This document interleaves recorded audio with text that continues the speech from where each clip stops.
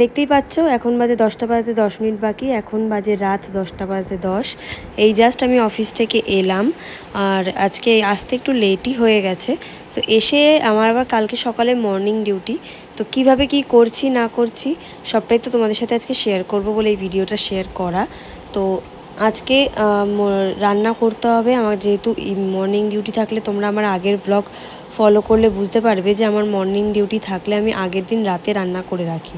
Because ভোরবেলা উঠে রান্না করা আমার পক্ষে সম্ভব হয় না, আমার ভোরবেলা উঠতে পারি না আমি। তাই রাত্রেবেলা যত রাতই আমাকে জাগতে বলো আমি রাত জেগে দেবো, বাট ভোরবেলা আমি একদমই উঠতে পারি না তাড়াতাড়ি।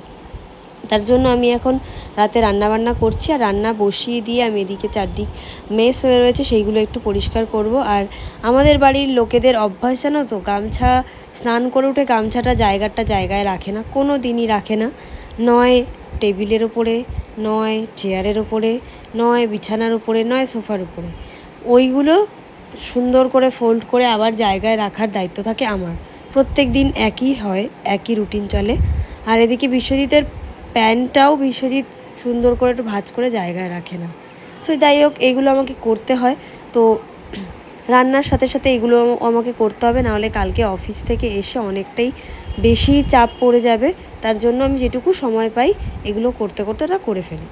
আর এই জায়গাটা দেখেছো, এই জায়গাটা একদম ফ্রন্ট জায়গা তো, আর এই জায়গাটা একটু পরিষ্কার না রাখলে না খুবই নোংরা লাগে। তো আমিও অনেক সময় নোংরা করে ফেলি, কারণ তাড়াহুড়ো থাকলে অফিসে যাওয়ার আমার তাড়াতাড়ি করতে গিয়ে অনেক জিনিস মেস হয়ে যায়। তো এসে থেকে এখনও জল খাওয়ারও সময় পাইনি, তো এখন একটু জলটা খেয়ে নিই, কারণ এরপরে তো আবার কাজে লাগতে হবে। তো রান্না করতে হবে আমার। না রান্না করতে খুব একটা যে পছন্দ হয় তা না, করতে হয় করি, বাট সেটাও সম্পূর্ণ মুডের উপর নির্ভর করে। যদি মুড ভালো থাকে তো ভালোভাবে রান্না করতে ইচ্ছা করে, নাহলে একদমই ইচ্ছা করে না, করতে হয় তাই করি। তো তাই আমি এখন আমার রান্নাটা বসিয়ে নিচ্ছি। তো আজকে রান্না হবে ডাল, আর হচ্ছে আলু পোস্ত, আর হবে পেঁয়াজ দিয়ে বড়া, মানে পেঁয়াজি টাইপের হবে। তো তার মধ্যেও একটা টুইস্ট আছে, সেটা হচ্ছে পেঁয়াজ দিয়ে আমি বড়া মানে পেঁয়াজি করব বলেছিলাম বিশ্বজিৎকে একটু বেসন আনতে। বিশ্বজিৎ অ্যাজ ইউজুয়াল ভুলেই গেছে বেসন আনতে। আর রাত এখন বেজে গেছে 10:30, 11:15, দোকানও বন্ধ হয়ে গেছে। এবার আমি কি করব? আমি এই যে প্রিপারেশান সব নিয়ে নিয়েছি, এবারে আমাকে তাই আমি ভাবলাম যে একটু মুসুর ডাল বেটে নিয়ে তাই একটু মুসুর ডাল দিয়ে পেঁয়াজ দিয়ে একটু বড়া করে দিই। তো সেটা আমি কাল ভোরবেলাই করব, তার আগে আমি ডাল আর আলু পোস্তটা করে নেব। আর রাত্রে যা ডিনার করব সেগুলো আছে, সেগুলো জাস্ট খাওয়ার আগে গরম করে নেব। আর এদিকে দেখো আমার ওভেনটা তোমরা দেখতে পাচ্ছ, আমার ওভেনটা চেঞ্জ হয়েছে। তো ওভেনটা না, আমার আগের ওভেনটা পেছনে যেখান থেকে গ্যাসের পাইপ লাগানো থাকে ওটা ভেঙে গেছে, তো ওটা এখন ঠিক করতে দিয়েছে। তাই আমি আগের যে পুরনো ওভেনটা ছিল সেটাই আমি এখন ইউজ করছি। আর এই ওভেনটা নামানোর পরে দেখছি ওভেনটা পড়ে থাকতে থাকতে অনেকটাই নষ্ট হয়ে গেছে, এখন জং মতো ধরে গেছে। তো এদিকে মার শাড়িটা দেখলাম একটু ভেজা ভেজা আছে, তাই আমি আর ভাঁজ করলাম না, ওটা একটু চেয়ারের উপর রেখে দিলাম। শোয়ার আগে ওটাকে ভাঁজ করে রেখে দেবো, কারণ না হলে একটু গন্ধ হয়ে যাবে। যতই কমফোর্ট দিয়ে ধোয়া থাকুক একটু গন্ধ হয়ে যাবে। আর বাইরে মুষলধারে বৃষ্টি হচ্ছে, দেখো তোমরা কতটা বুঝতে পারছো আমি জানি না, কিন্তু প্রচণ্ড বৃষ্টি হচ্ছে। তো আর এদিকে আমি রান্না করছি, আজকে ওয়েদারটা কিন্তু অসাম। তো আজকে হয়তো এসি চালাতে লাগবে না, যতই এসি থাকুক না কেন এই বৃষ্টি হলে, বাইরে বৃষ্টি হলে সেই যে ঠান্ডা ঠান্ডা ওয়েদারে নিশ্চিন্তে ঘুমানোর মজাটাই আলাদা। যতই তুমি এসিতে শুলে যতটুকু মজা হয় তার থেকে বেশি যেন আমার মনে হয় বাইরে যেদিন রাত্রে বৃষ্টি হয় সেই বৃষ্টিতে ওয়েদার তো প্রচণ্ড ঠান্ডা হয়ে যায়, সেই ঠান্ডা ওয়েদারে শুতে মানে শোয়ার মজাটাই আলাদা। তো যাই হোক, বেশি কথা হয়ে গেছে, অনেক উল্টোপাল্টা কথা। তো যাই হোক, এখন রান্নাটা করে নেব। আর আমি আজকে একটু বেশি করে পেঁয়াজ কাটতে আমার একদম ভালো লাগে না, কারণ পেঁয়াজ কাটলেই না আমার আঙুল কেটে যায়। তো পেঁয়াজটা আমি তো কেটে একটু বেশি করেই কাটতে হবে আজকে, যেহেতু পেঁয়াজি করব কালকে। কেটে কুটেই রাখবো, কারণ সকালবেলা উঠে যাতে জাস্ট একটু ভাজবো, ভেজে, কারণ পেঁয়াজিটা যদি ঠান্ডা হয়ে যায় ভালো লাগবে না, মানে আগের দিন রাত্রে যদি ভেজে রাখি একটু বাজে লাগবে খেতে। তাই ভাবলাম যেটা কালকেই ভাজবো। কালকে হয়তো ওরা খাওয়ার সময় গরম পাবে না, বাট দিনের দিন তো হলো, এই আর কি।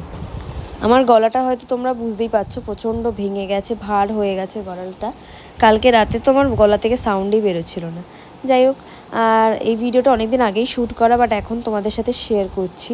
কিছু মনে করো না, এডিট করার সময় পাইনি, কারণ প্রচণ্ড শরীর খারাপ, বাড়িতে সবার জ্বর। তো তার জন্য আর এটা করার সময় পাই না। এটা হচ্ছে আজকে রাত্রে আমাদের ডিনার, মাছের ঝোল আর ঝিঙে দিয়ে আলু দিয়ে একটা তরকারি করেছিলাম। তো সিম্পল সা আজকের ডিনার। আর এদিকে আমি না আলু পোস্তটা বসিয়ে দিয়েছি। তো আলু পোস্তর জন্য আমি আগে আলুটাকে ভেজে নিয়েছি, ভেজে এখন তুলে নেব।